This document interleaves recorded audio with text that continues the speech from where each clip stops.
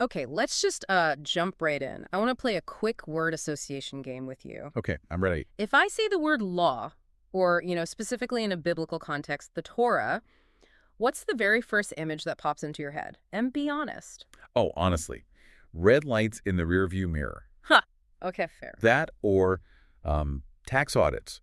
But in a religious context, I think for most people, it conjures up, dusty scrolls, Yeah. maybe angry prophets. A huge list of thou shalt nots. Exactly, a massive list of rules, or these incredibly dense ancient legal codes that feel about as relevant to your life today as the terms and conditions on a software update. That is the perfect analogy, the stuff you just scroll past to click, I agree. Right. We tend to view the law as the vegetables, the dry kind of fiber stuff you have to choke down before you can get to the good part. But today, we are diving into a lecture that argues we have this completely backward. We're looking at source material that claims the law, and specifically the book of Genesis isn't a rule book at all. It's actually a relationship manual. It's a really fascinating reframing. The lecture we're analyzing today is part of a series on the books of the law, but it zeroes in on Genesis. Right. Yeah. And the core argument is that this text is the absolute foundation. The speaker says that if you get the law wrong, if you see it as just a burden or a checklist, you're going to get the entire rest of the picture wrong. He uses this really accessible analogy right at the start to explain why we shouldn't just skip the boring stuff. Right. He talks about soccer. The basics. Yeah, he says, think about a professional soccer player. You watch them and their skill just looks like magic. The ball sticks to their foot. They see passes no one else sees. It looks effortless. Uh-huh. But he argues that magic is actually just fundamental skills basics they learned in elementary school, just executed at an incredibly high level. And that's such a crucial distinction. You can't just jump into the complex strategy of the game if you haven't mastered how to dribble. The source argues that for readers of the Bible, the law is that elementary school foundation. If you skip it because it feels dry or if you misunderstand it, you're basically trying to play a professional game without knowing the rules of physics that govern the sport. But here's where I have to push back a little, and I think a lot of our listeners might feel the same way. We live in this modern context where we talk a lot about freedom and grace. Sure.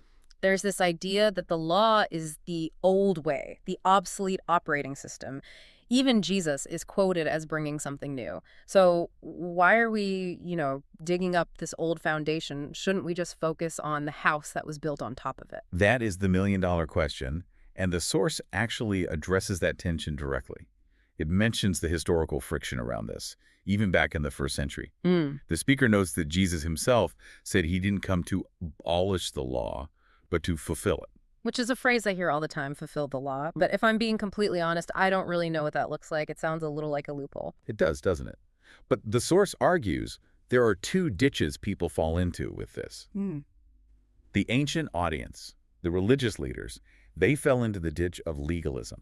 Right. Worshipping the rules for the sake of the rules. Yes, but modern readers, to your point, we fall into the other ditch. We dismiss the law entirely. We think, oh, I have grace, I'm spiritual, I don't need those old regulations. Right, I'm spiritual, not religious. Exactly. But the speaker suggests both sides are missing the point. You need the foundation to understand the structure. Without the law, you don't actually understand what grace or salvation even means because you've lost the context. It's like trying to understand the punchline of a joke without ever hearing the setup. You might laugh because everyone else is, but you don't actually get it. So the law provides the vocabulary for the rest of the story. Precisely. And speaking of vocabulary, the lecture points out that the law acts as a dictionary. We use words like blessing, king, or priest all the time. If I say king, you probably think of a political ruler, maybe a tyrant or some figurehead in a palace. If I say blessing, you might think of finding 20 bucks in your pocket. Hashtag blessed. Right. But the law completely redefines those terms. A biblical king isn't a tyrant, he's a shepherd. A biblical blessing isn't financial luck, it's relational proximity to God. So if you don't read the dictionary, the law, you're reading the whole rest of the book with the wrong definitions. You are. Okay, that makes sense. But let's get into Genesis itself, because this is where the classification always throws me. The law usually refers to the Pentateuch, right? The first 5 books. Yes, that's right. Okay, so you have Leviticus, Deuteronomy. I mean, those are clearly laws, lists and lists of rules. But Genesis is a soap opera. It really is. It's Adam and Eve, Noah, the Tower of Babel, and then this long, messy family drama with Abraham, Isaac, and Jacob.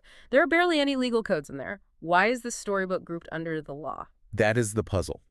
And the answer the expert gives is that Genesis acts as the general outline.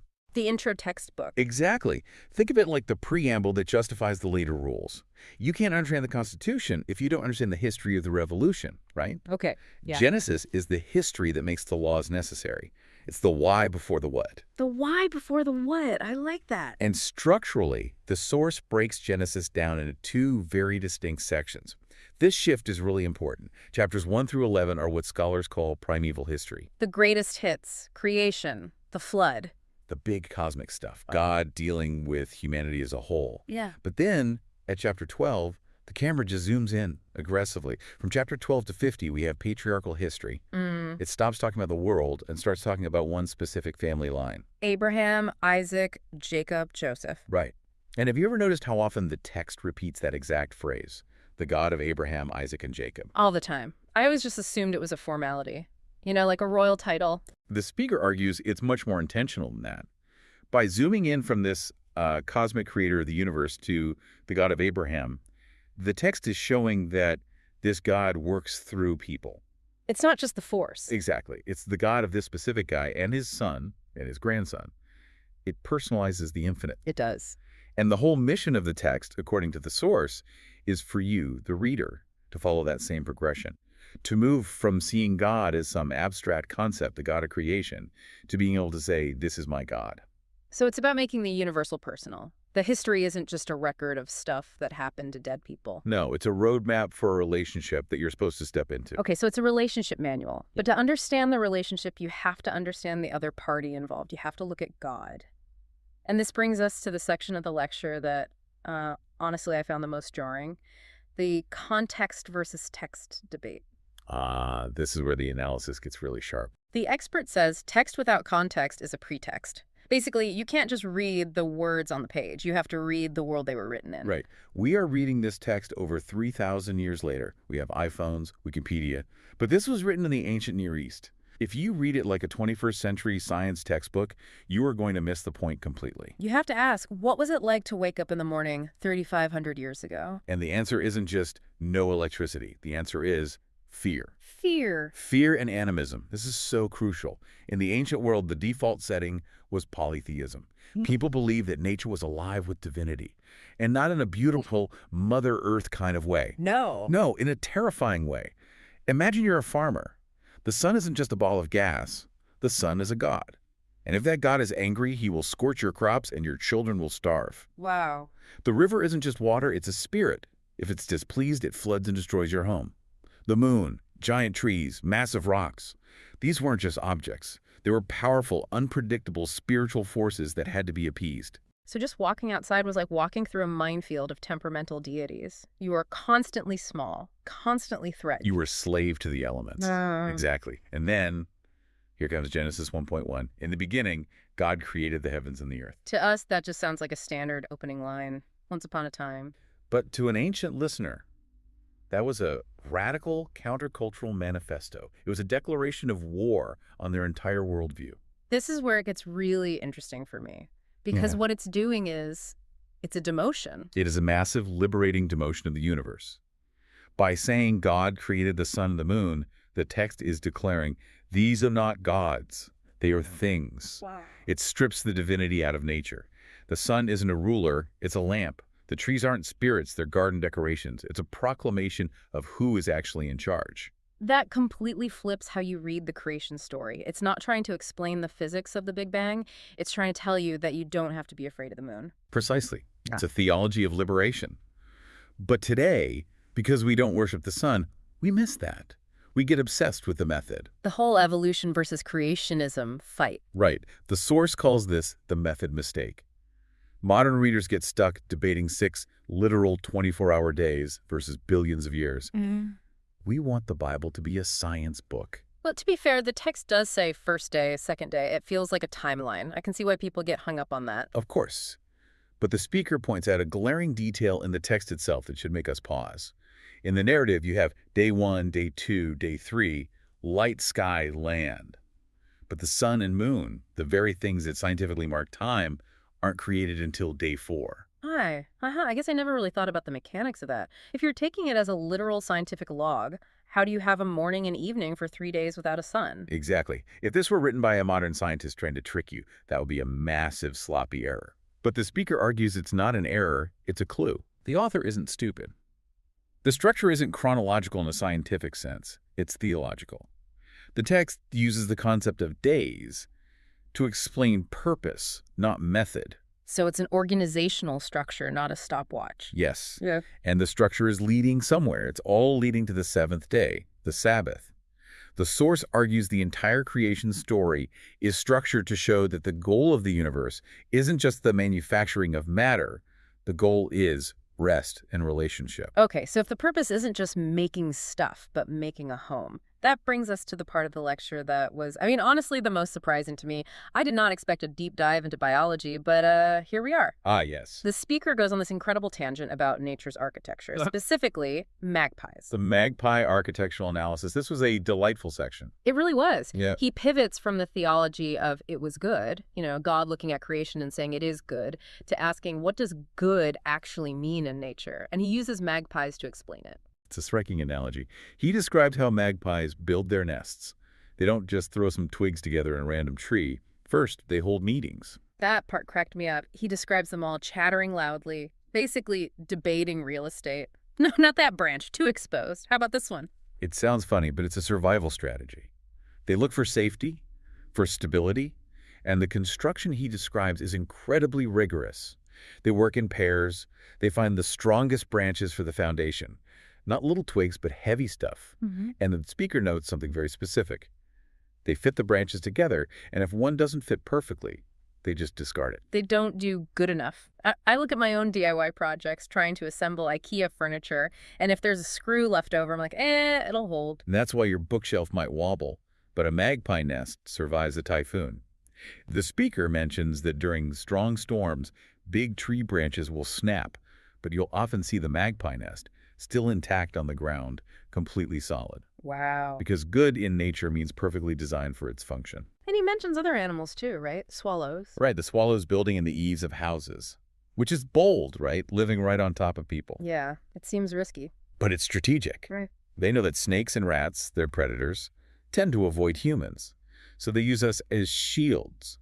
And they use mud and saliva to create what is basically reinforced concrete. Or cats finding the warmest, highest, darkest spot in a barn to give birth. So why is he talking about bird nests and cats in a lecture about the Bible? Is he just a big fan of nature documentaries? He's connecting it all back to motivation. Think about it. Why do magpies build these perfect fortresses? Why do swallows seek out human houses? It's not for themselves. No. Adult birds can just fly away from danger. They build these things for their offspring. It's parental care. Exactly. The speaker argues that nature itself follows a law of parental design. If these animals build with such meticulous protective care for their young, how much more did God design the universe with that same parental care for humanity? So when Genesis says it was good, it doesn't just mean mechanically functional. It means perfectly designed to keep you safe and happy. That really reframes the physical world. It changes how you look at, everything. It's not just rocks and gas and gravity. It's furniture. It's a nursery. That's a beautiful way to put it, a nursery. The speaker uses some very poetic imagery here to drive this home. He talks about the sun. Right. It's not a nuclear furnace. It's a gift. He says it's not just a heat source. It was created to give warmth and to signify new beginnings. Every morning, the sun rises to wash away yesterday's troubles. It's a daily reset button. And the sand. This one actually made me stop and rewind. He describes the sand on the beach. Geologically, sand is just eroded rock. But he describes it as seashells that God has ground down over eons, using the waves as his hand, just so they would be soft enough for children to play on. It's a very tender image. And I think for some, that might sound a bit sentimental. But the theological point is profound. It moves the creator from a distant engineer, a watchmaker, who winds up the universe and leaves, to a present, loving parent who worries if the floor is too rough for the baby's knees. The source calls this one-sided love, or agape. One-sided because we didn't ask for any of it. Right. Think about that nursery again. When parents prepare a room for a baby, Does the baby ask for the specific paint color? Does the baby pay for the crib? The baby doesn't even know the parents exist yet. Exactly. The baby hasn't done anything to earn the warm blanket. Mm. But the parent loves the child already. The speaker says God knew you before you were born and prepared the seasons, the grain, the beauty of nature, specifically for you. He even brings up the concept of the only child. Yes, this is where it gets really personal. He suggests that God treats every single individual as if they were an only child, that the entire cosmos, the sun, the moon, the tides, was built just for you. I have to play devil's advocate here for a second. That sounds, well, a little arrogant, doesn't it? To stand on a beach and think, the sun rose today just for me. It feels a little like main character syndrome. It does, if you view it through a secular lens of scarcity and ego. But the speaker is inviting us to view it through a lens of infinity. It's the idea that infinite attention can be given to everyone at the same time. It's not a pie that gets divided up.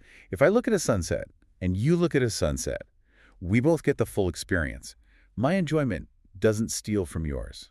So it's not about arrogance, it's about intimacy. Exactly. It's about realizing the sheer scale of the effort that was taken to make a home for you. That is a really powerful way to think about it. And it brings us all the way back to the start, back to the law. It does, because if you see the law as just rules from a distant dictator, you rebel. But if you see Genesis, the foundation of the law, as a story of a parent building a safe, beautiful home for their child, then the rules that come later look different. completely different. They aren't restrictions to ruin your fun. They are instructions on how to live happily in that home. It's like the magpie discarding the weak branch. It's not being annoying. It's making sure the nest doesn't fall down when the storm comes. Exactly. The law is fundamentally about recognizing a purposeful, designed universe meant to support human life. It shifts the entire question from how was the world made to who was the world made for. And the answer, according to this text, is you. It is. You know, we often feel so small in the universe. We see those pictures from the James Webb Telescope, thousands of galaxies in a speck of sky, and we just feel like biological dust, accidents. Yeah.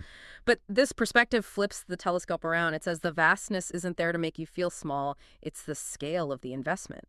And that changes how you walk through the world. If you believe the environment is indifferent or hostile, you fight to survive. Yeah. But if you believe it was crafted for you, you live with gratitude. You see a tree not as a competitor for resources, but as a gift. So here's a thought to leave you with today.